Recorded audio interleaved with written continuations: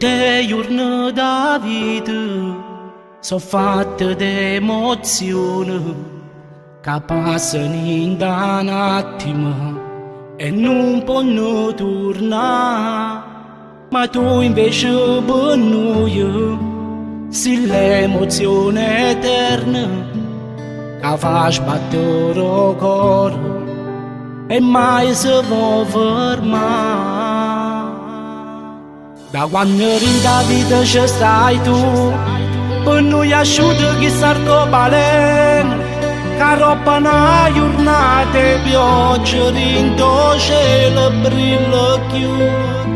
E noi non scordiamo mai quando nasciste tu, con il tuo viso dolce e i tuoi occhioni blu. Fu una gioia infinita quando per la prima volta facessi il primo passo e ci faceva emozionare. Per noi si come all'aria ci serve per campare, noi ti stiamo vicini. E mo che sta canzone è dedicata a te e poi ti fa capire che tutto si per noi, con tanti sacrifici stiamo crescendo a te. Tu sia la luce che stu che noi ci fa vedere.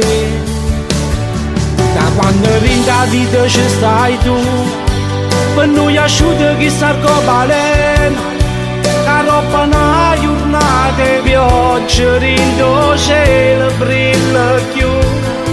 E noi non scordiamo mai quando nasciste tu, con il tuo viso dolce e i tuoi occhioni blu.